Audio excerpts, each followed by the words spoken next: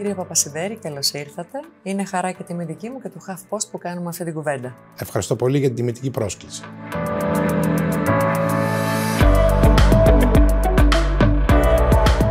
Ένας αγγειοχειρουργός με τι ασχολείται ακριβώς? Αγγείο είναι μια ελληνική λέξη, η οποία σημαίνει ότι είναι ένα σκεύος το οποίο είτε μεταφέρουμε είτε αποθηκεύουμε υγρά. Αυτό λοιπόν, αυτή τη λέξη την πήραμε και για τα αγγεία του σώματος, που είναι γενικά οτιδήποτε ρέει μέσα ένα υγρό. Το βασικό υγρό, δηλαδή. Οι αρτηρίες και οι φλέβες. Το βασικό υγρό του σώματος είναι το αίμα, άρα τα αγγεία είναι η σωλήνη, μικρή ή μεγάλη, η οποία περνάει το αίμα μέσα και κυκλοφορεί στο κυκλοφορικό σύστημα. Ουσιαστικά η αγγειοχειρουργική είναι η ειδικότητα που ασχολείται με την πρόληψη βασικά, και μετά με τη διάγνωση τη σωστή και τη θεραπεία όλων των παθήσεων των αγγείων. Και όταν πάμε να συζητήσουμε, όταν συζητάμε για αγγεία, εννοούμε και τα προβλήματα που μπορεί να έχουμε, ένας μεγάλος κλάδος είναι η κυρσή και οι ευρυαγγείες, σωστά? Βεβαίως. Μία πάθηση των αγγείων, των φλεβών συγκεκριμένα, είναι στα κάτω άκρα, που ονομάζεται φλεβική ανεπάρκεια κάτω άκρων. Αυτό τι σημαίνει? Ότι επειδή η ορθοστασία ή η καθιστική ζωή πια έχει μπει στη ζωή μας πάρα πολλές ώρες σε όλους μας, δυσκολεύεται το αίμα από τα κάτω άκρα να ανέβει προς τα πάνω, ενώ πηγαίνει εύκολα, δυσκολεύεται να γυρίσει προς την καρδιά. Μάλιστα. Γιατί έτσι κυκλοφορεί το αίμα, από την καρδιά φεύγει και εκεί γυρίζει. Συνεπώς τα αγγεία, οι φλέβες τα οποία βρίσκονται στα πόδια αρχίζουν και διωγγώνονται, διότι φουσκώνουν από το αίμα που μένει και δεν μπορεί να φύγει, και έτσι όταν είναι μικρά ξεκινάμε, ονομάζονται ευρυαγγείες, που είναι οι μικρές φλέβες κάτω από το δέρμα που βλέπουμε, οι κόκκινες, οι μπλε καμιά φορά, και μετά αυτό, εάν συνεχιστεί και αν μεγαλώσουν περισσότερο και διευρυνθούν οι φλέβες αυτές, ονομάζονται κυρσή, που είναι οι φλέβες οι μεγάλες, οι οποίες πρέπει και να διορθώνονται βέβαια. Αυτό γίνεται κυρίως από την καθιστική ζωή, μπορεί να είναι και κληρονομικό? Γενικά στην ιατρική όλες οι παθήσεις είναι πολυπαραγοντικές. Καμία πάθηση δεν οφείλεται μόνο σε ένα λόγο. Στη συγκεκριμένη πάθηση φυσικά και είναι κληρονομικό, έχουμε δηλαδή την προδιάθεση να κάνουμε κυρσούς και μαζί με τον τρόπο ζωής μας τελικά έχουμε την νόσο αυτή. Με τι επιβαρύνεται? Καθιστική ζωή. Καθιστική ζωή, ορθοστασία πάρα πολύ, όταν δεν ασκούμαστε πολύ και έτσι έχουμε περισσότερο βάρος από όσο θα έπρεπε. Άρα τα κιλά. Ναι, η ζέστη πολλές φορές διευρύνει τις φλέβες. Το κάπνισμα λιγότερο έχουμε δει ότι έχει σχέση με τις παθήσεις των φλεβών, έχει να κάνει με των αρτηριών βέβαια, που είναι κάποιο άλλο κεφάλαιο της αγγειοχειρουργικής.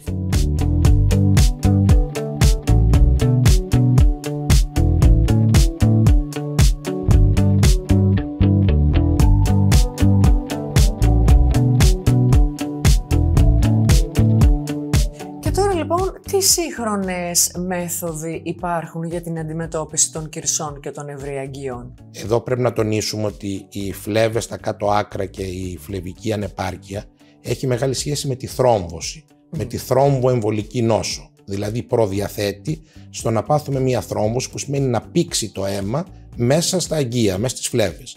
Και όσο αυτό μένει στα πόδια, το αντιμετωπίζουμε. Αν όμως μπει στην κυκλοφορία αυτό το πυγμένο αίμα, το στερεό δηλαδή, και πάει στην καρδιά και στους πνεύμονες, μετά έχουμε άλλες επιπλοκές, όπως είναι η πνευμονική εμβολή, που είναι επικίνδυνο και για την ίδια τη ζωή του ασθενούς. Άρα λοιπόν πρέπει να διορθώνουμε τα προβλήματα αυτά, ώστε να μην πάθουμε τη θρόμβωση. Και τώρα τελευταία και με τον COVID, δηλαδή είδαμε με αυτή την πάθηση που προκαλεί θρομβώσεις, δηλαδή κάνει το αίμα να θρομβώνεται περισσότερο, όταν έχουμε και τα προβλήματα αυτά, είναι πολύ μεγαλύτερη πιθανότητα να συμβεί σε κάποιον που έχει. Άρα καταλαβαίνω ότι στο ετήσιο check-up μας θα πρέπει να κοιτάμε και αυτό το κομμάτι. Οπωσδήποτε, βέβαια. Τα αγγεία και το κυκλοφορικό. Δεν έχει μπει στο μυαλό μας, να ξέρετε, και στην καθημερινότητά μας, ότι στο check-up το ετήσιο, που είναι οι αιματολογικές μας, οι εξετάσεις ούρων κτλ., οι γυναικολογικές, το ότι θα πάμε να ελέγξουμε τις αρτηρίες μας, τις φλέβες μας, δεν το έχουμε τόσο πολύ, νομίζω. Βεβαίως. Οπότε εσείς το προτείνετε αυτό ετησίως? Ανάλογα την ηλικία του ασθενούς. Από τι ηλικία και πάνω? Και ανάλογα την πάθηση. Δηλαδή όχι, από πολύ νωρίς ξεκινάνε τα αγγεία να έχουν κάποια προβλήματα, ιδιαίτερα οι αρτηρίες, από τα 35 και μετά. Οι φλέβες μπορούν να έρχονται και πολύ νωρίτερα, να έχουμε και 15 χρονών να χειρουργήσουμε ασθενείς.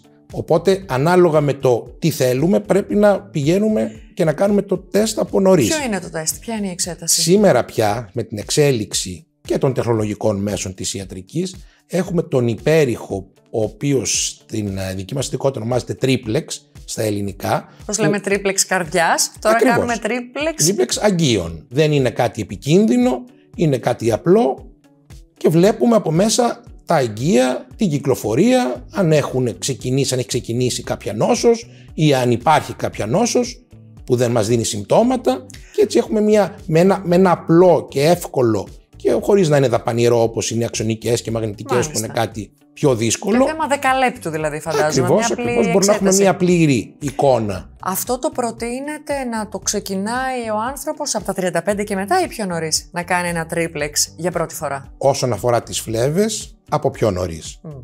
Όσον αφορά τις αρτηρίες, από τα 35 και μετά, εκτός αν έχει συμπτώματα, διότι εκεί μπορεί να έχουμε κάποιες άλλες νόσους που έχουν ξεκινήσει και πιο νωρίς. Που εκεί αναγκαστικά θα πας στο γιατρό. Τώρα εσείς μιλάτε για την πρόληψη. Ναι, όταν δεν έχουμε κανένα σύμπτωμα. Εγώ λέω για το ετήσιο check-up μας και αυτό που λέμε ότι πρέπει να έχω κάνει. Ναι, μία φορά το χρόνο να γίνεται. Και να επαναλαμβάνεται. Βεβαίως. Αυτό θα το πει ο αγγειοχειρουργός, εάν κάποιος έχει πρόβλημα, να το πει πιο νωρίς ή πιο αργά, ανάλογα με την κατάσταση που βρίσκεται. Όταν λέτε συμπτώματα, ποια είναι τα συμπτώματα που προειδοποιούν ότι θα παρουσιαστεί, έχει αρχίσει να παρουσιάζεται πρόβλημα στα αγγεία? Όσον αφορά την φλεβική ανεπάρκεια κάτω άκρων, γιατί κάθε πάθηση έχει τα δικά της συμπτώματα. Ξεκινάμε λοιπόν με τις φλέβες στα πόδια, όπως είπαμε, όπου εκεί επειδή συσσωρεύεται το αίμα, σίγουρα θα έχουμε κάποιο είδους είδημα, δηλαδή πρίξιμο στο πόδι. Γιατί γεμίζει με αίμα, δεν μπορεί να φύγει το αίμα, οπότε πρίζονται τα πόδια και βλέπουμε, δεν χωράνε τα παπούτσια μας να μπουνε. Γενικά καταλαβαίνουμε ότι έχει μεγαλώσει λίγο το μέγεθος του ποδιού. Μόνιμα? Όχι. Αυτό έρχεται και φεύγει στην αρχή, διότι όσο είμαστε όρθιοι συσσωρεύεται το αίμα. Όταν όμως ξαπλώνουμε τη νύχτα και το αίμα μπορεί να φύγει από το πόδι, το πρωί που ξυπνάμε δεν υπάρχει. Μάλιστα. Και υπάρχει στο τέλος της ημέρας περισσότερο. Τα πόδια. Στο τέλος της ημέρας ή μετά από μακροχρόνια ταξίδια που είναι πολλή ώρα ταξίδια σε αεροπλάνο, φαίνονται τα συμπτώματα αυτά. Ναι. Μετά από εκεί και πέρα μπορεί να έχουμε κάποια ζέστη, να νιώθουμε ότι είναι ζεστά, αυτό που ονομάζουμε καυσαλγία. Στα πόδια. Στα πόδια πάντα, λόγω της σώρευσης του αίματος. Μπορεί να έχουμε κάποια αφαγούρα, ένα κνισμό. Και κράμπες ίσως. Και κράμπες βεβαίως, διότι λόγω της κακής κυκλοφορίας οι μύες μπορεί να παθαίνουν κάποιες κράμπες. Μπορεί να έχουμε μια ερυθρότητα, να είναι το πόδι λιγάκι πιο... Οπότε αυτά είναι τα συμπτώματα που πρέπει να πάμε κατευθείαν στον αγγειοχειρουργό μας. Ακριβώς, εκεί φαίνεται ότι έχει αρχίσει η νόσος και πρέπει να δούμε σε τι στάδιο είναι και πώς θα μας βοηθήσει, ώστε και να σταματήσουμε την εξέλιξη, αλλά και να θεραπευτούμε όσο γίνεται. Η θεραπεία πλέον γίνεται, από ό,τι έχω καταλάβει, και με λέιζερ και γίνεται χωρίς να μείνει στο νοσοκομείο, που είναι πολύ βασικό πράγμα, δεν χρειάζεται διανυκτέρευση, και ίσως και όχι με ολική νάρκωση. Έχουν απλοποιηθεί λοιπόν αυτά?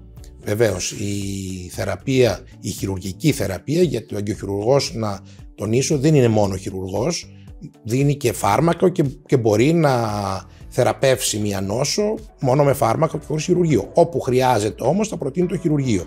Όταν λοιπόν οι φλέβες αυτές είναι πολύ μεγάλες και δεν υπάρχει κάποιο είδους αγωγής φαρμακευτικής που μπορεί να τις θεραπεύσει, τότε προτείνουμε χειρουργείο.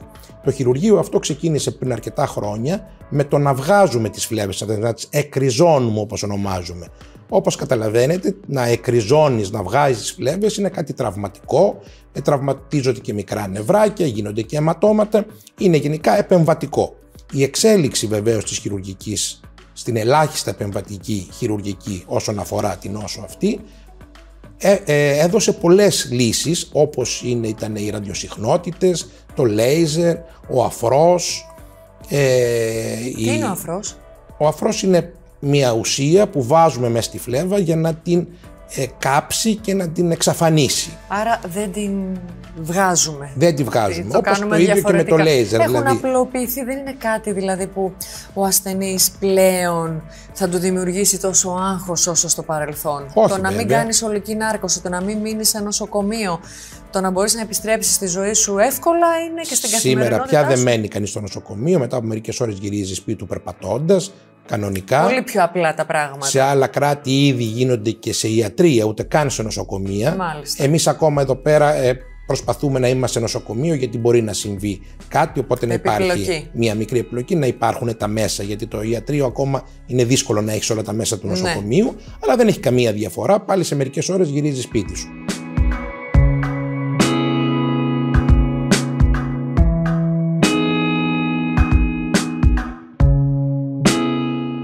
Η καροτιδική νόσος, η στένωση, τι ακριβώς είναι? Πάμε τώρα σε παθήσεις των αρτηριών.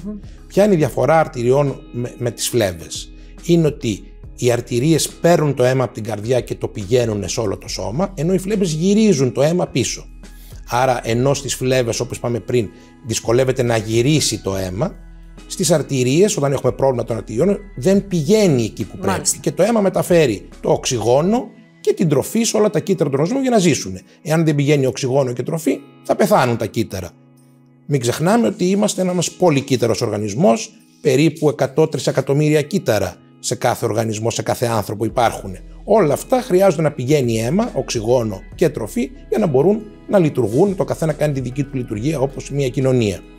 Όταν λοιπόν το αγκείο, δηλαδή ο σωλήνας ο οποίος πηγαίνει το αίμα, αρχίζει και αποφράζεται, στενεύει και πάει λιγότερο αίμα, λιγότερο οξυγόνο, λιγότερη τροφή, αρχίζει και υποφέρει το σημείο το οποίο περιμένει το οξυγόνο αυτό. Και ανάλογα ποιο είναι το σημείο αυτό, έχουμε και τα ανάλογα συμπτώματα και την νόσο η οποία βγαίνει από αυτή τη στένωση. Οι καροτίδες λοιπόν, οι αρτηρίες, οι οποίες μεταφέρουν το αίμα από την καρδιά στον εγκέφαλο.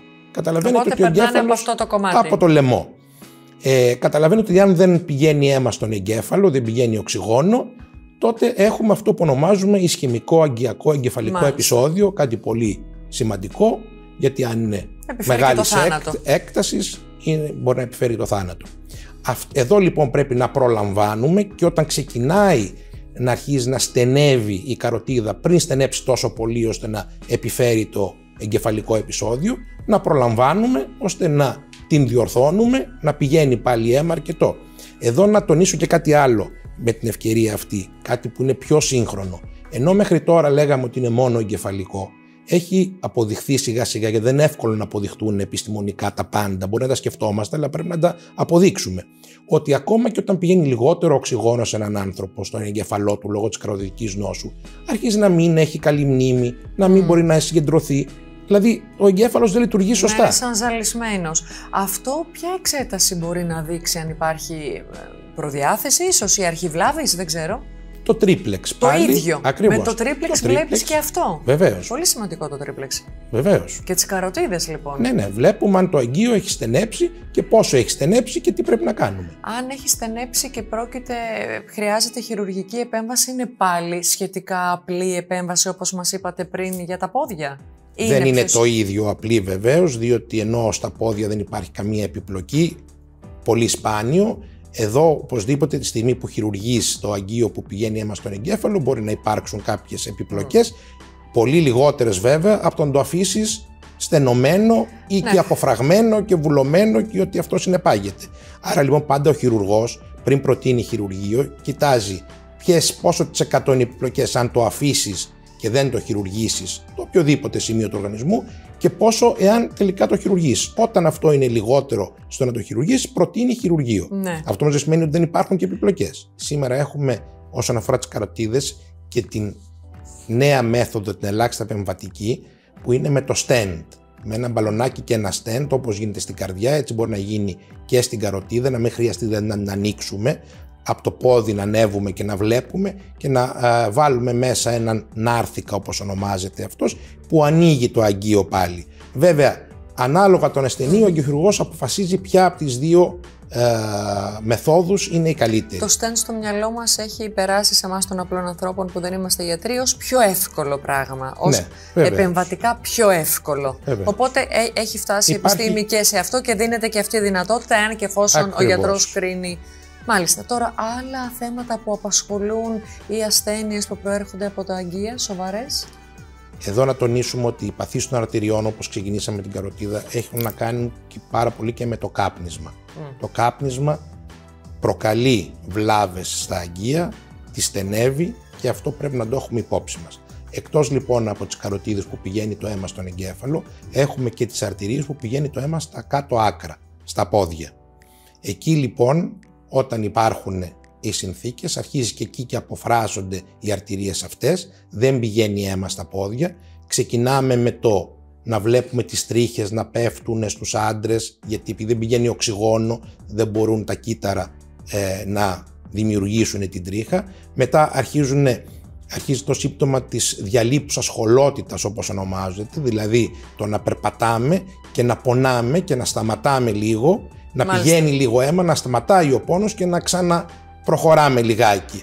Άρα χωλένουμε διαλυπώντος, με διαλύματα. Αυτό είναι ένα σύμπτωμα πολύ σημαντικό που δείχνει ότι δεν πηγαίνει αρκετό αίμα στα πόδια και υπάρχει κάποια πάθηση των αγκίων που στέλνουν το αίμα στα πόδια. Όταν πια όμως βέβαια χειροτερέψει πολύ η νόσος, τότε πονάμε συνέχεια, διότι ο πόνος τι είναι ένα σήμα των μειών του οργανισμού ότι δεν έχουμε οξυγόνο, ότι δεν έρχεται αίμα, οπότε μας ειδοποιεί, αυτό σημαίνει ο πόνος στα πόδια, και αν μετά το αφήσουμε κι άλλο και δεν το διορθώσουμε, πεθαίνουν τα κύτταρα του ποδιού γιατί δεν έχουν πια οξυγόνο και έχουμε αυτό που ονομάζουμε γάγκρενα. Δηλαδή ένα μέρος του ποδιού μαυρίζει γιατί πεθαίνουν τα κύτταρα. Μάλιστα. Φυσικά, και πρέπει να το κόψουμε το πόδι αυτό. Πρέπει να το ακροτηριάσουμε.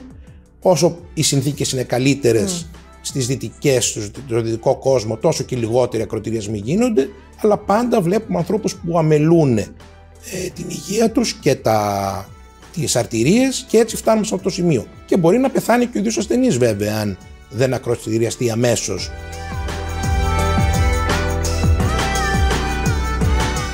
Σας ευχαριστώ πάρα πολύ για την κουβέντα που κάναμε. Θα κρατήσω το τρίπλεξ σαν κόρη οφθαλμού, γιατί πραγματικά δεν το είχα τόσο πολύ στο μυαλό μου ότι είναι απαραίτητο σαν ετήσιο check-up να προσθέτουμε και αυτό. Νομίζω ότι πρέπει να το κάνουμε όλοι. Είναι ένα εργαλείο πάρα πολύ σημαντικό στον αγκιοχειρουργό σήμερα. Σας ευχαριστώ θερμά. Και εγώ ευχαριστώ.